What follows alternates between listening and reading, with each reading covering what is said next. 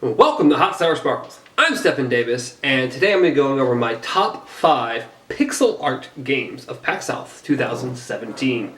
So, let's begin with the honorable mention, the super duper awesome, amazing honorable mention, Shovel Knight's DLC, Spectra Night, or Spectre of Torment, and the other DLC coming out, which is the co-op that you get to play.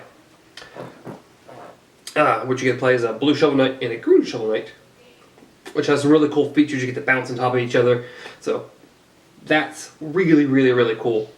I love Shovel Knight. The Spectra Night DLC was super awesome. How they do their DLC in general is super awesome. Like, here's another character that changed up the way the game plays. You get to play against the bosses differently. They change up a little bit because there's 2 demos here. Well, one is Polar Knight, which looks like mainly the same demo, a little change, mainly the same demo, and then you get to play against Black Knight, which he gets this little rhinoceros turtle looking thing with him that you get to fight against this time.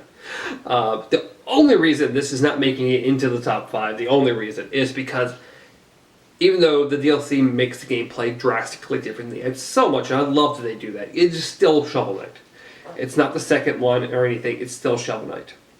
So, let's see if I have when that DLC is actually coming out. That's that. Of course, I didn't mention their previous DLC, which was Plague Knight, which was, in my opinion, fantastic. I really liked it. I love Plague Knight. I love Mona, I think her name is, the girl that's with him, but I'm not positive. I could be wrong on that one. Do I have? It's the new DLC. Everything's supposed to come out this spring, along with body swap mode, which is they're going to let you switch the character's gender of all the characters in the game, essentially. So Shovel Knight's get a girl version. I think all the knights, Plague Knight, Polar Knight, Black Knight, even the Empress at the end, is you're able to switch them, which is really, really, really cool. I'm looking forward to seeing that because I didn't show that at PAX South. But let's move on to number 5, which is going to be Slime Sun. And Slime Sun, you get to play as a little slime going through these little puzzles, and you can't hit the reddish-green areas. So you're able to turn transparent or turn slow down time, and the goal is to get to the beginning to end as quickly as possible. They give you like a little off course, a little collectible to get in each level as well, if you think you have time to grab that and still make it to the end. But it was a lot of fun. I played through it a couple times. Fortunately, a little bit easy, in my opinion, but unfortunately Mike had a lot harder time trying to get through it. But I did enjoy it quite a bit. And so, let's see. I think it's coming to Steam April 2017, and it will cost $12.99 and then be released on consoles later. If you want to follow them, you can do that at Fazbraz. Yeah, okay, that's interesting. Alright, moving on to number 4, which is going to be Track Her. Not Track Track Her. I don't know why it's called that. But by Ask an Enemy Studio, which is absolutely fantastic name for a studio. The idea of the game is you play on 2 separate screens. It's split in half. You get to play a Galaga type version game on the left, and you get to play a top-down game on the right. And you use both joysticks, and you shoot on this one up. You get infinite bullets, and the goal is just to kill enemies. And on this side is to get to certain areas and collect certain things. And the longer you stay over here collecting things, and you keep killing more enemies, you keep building up multipliers. And as soon as you collect a certain amount, you can leave, or you can stay to get higher multipliers. So, it was a lot of fun. And I wish so much I would have gotten to play this more. Because I played it for a minute, but I'd already set up an appointment, I think, to go play Killing Floor. And I'm like, oh, I'm running out of time. I need to go meet back up there. And I'm like, I'll come back and play this game. And I didn't, unfortunately. And I wish I would have to get a better sense of what the game was, how it felt. But it was a lot of fun, a cool idea, and you should definitely check it out. You can follow them at Howard Roark _. And this game is also coming to PS4 and PS Vita at some point. So I can't wait for that. But let's move on to number 4, which is going to be Attack on Kitten by Wisp Entertainment. And it will be coming to a Kickstarter soon. But this is a game that I almost didn't play at all.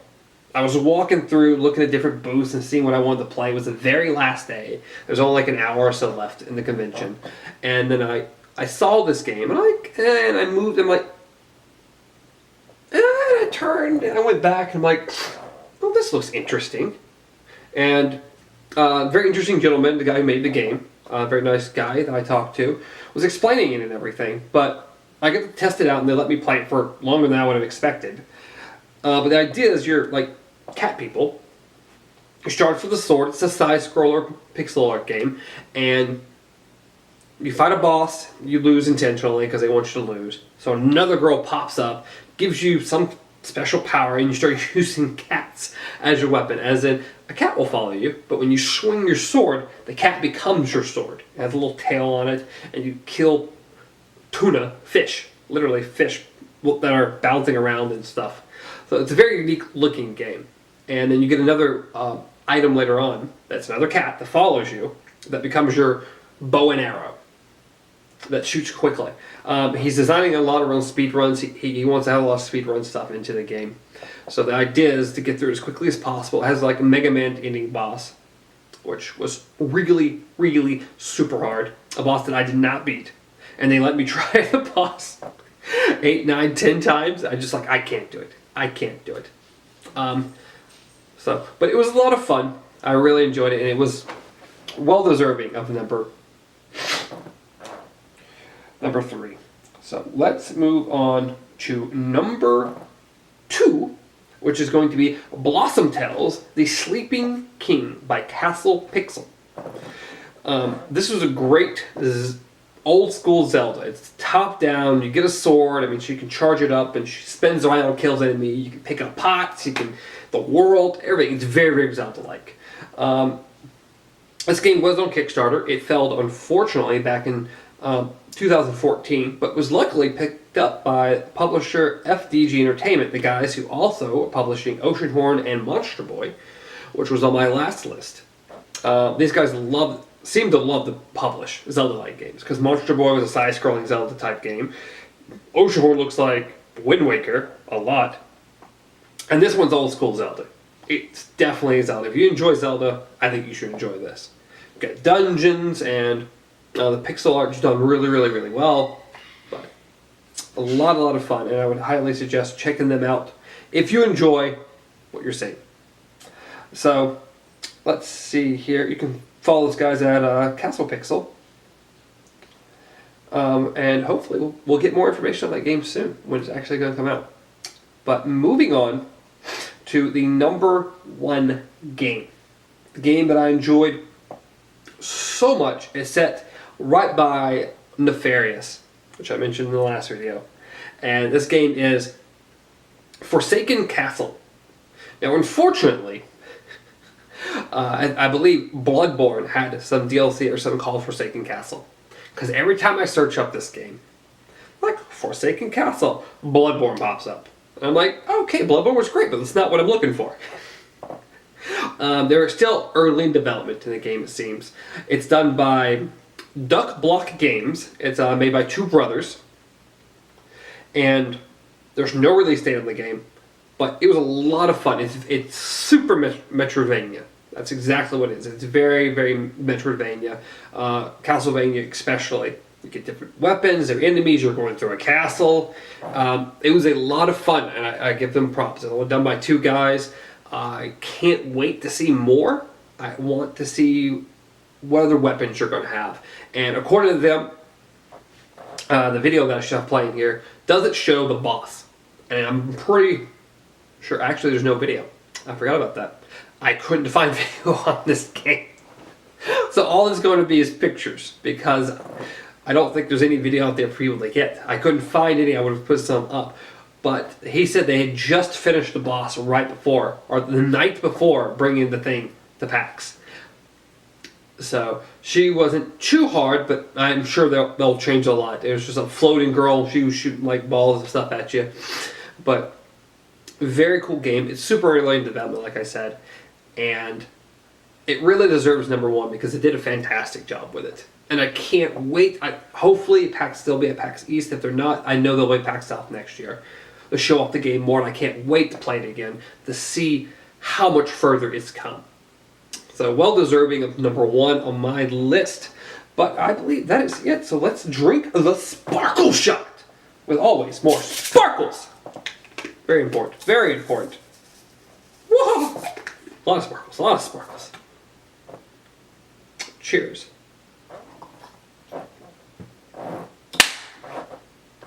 Ah! Woo!